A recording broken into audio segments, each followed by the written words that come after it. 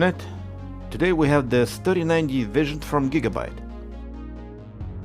Not sure what vision Gigabyte had when all they did to make this card cost more is to change the way it looks, but not the way it works.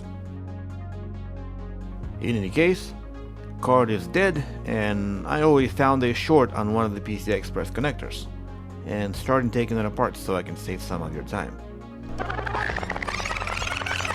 Halfway in, after winning the never-ending battle between male and female connectors, I noticed 2 additional ports. If you know what these are for, please let me know. Okay, the source of our short is in 2 places, which is very strange. Usually, it's only one, and who cares? More problems, more repair, more likes and comments, which I'm sure you will not disappoint. So what I want to do now is to replace blown fuses. This one here is going to be 10 Chinese amps, whatever that means, and this one will be 20. Okay, with the fuses replaced, let's inject 1 volt into this card from all angles, all at once, and see what it does. And there's one driver MOSFET, and there's another.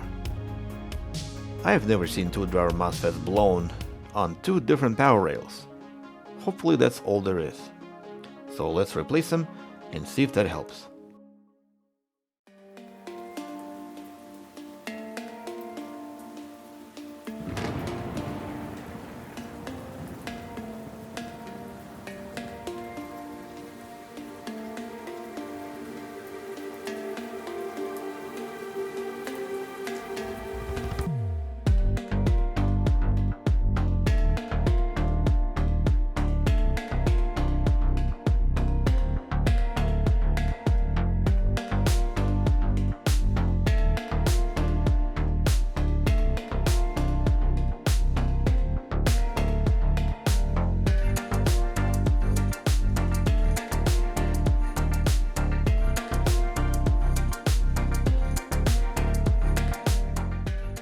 Well, that was pathetic.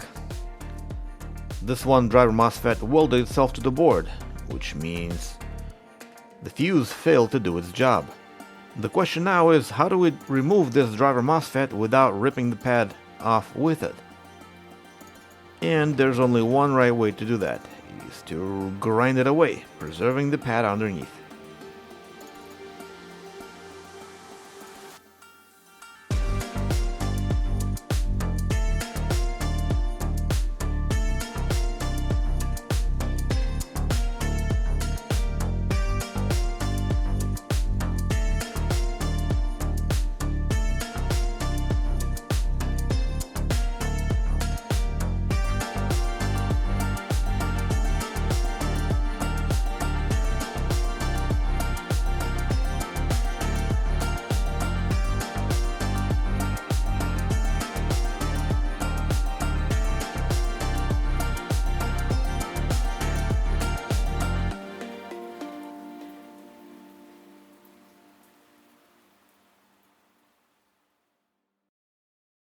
Okay, driver MOSFET is replaced.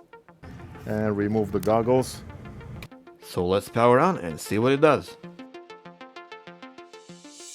We have memory, core, and PEX.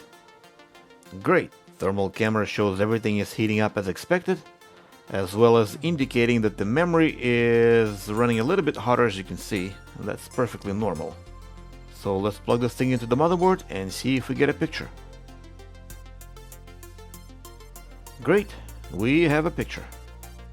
I'll wait for drivers to pick up and see if all sensors reporting the correct data. Because sometimes when 12-volt rail is shorted, power monitoring chips die as well, and you won't even know it until you notice your game run at 10 frames per second. In any case, I'll give this thing a new set of pads, put it all together, plug it in, and let's run some tests. That will be it for this repair. Hopefully you've learned something today, and if so, please hit me with a like, comment, and subscribe for more repairs. Goodbye.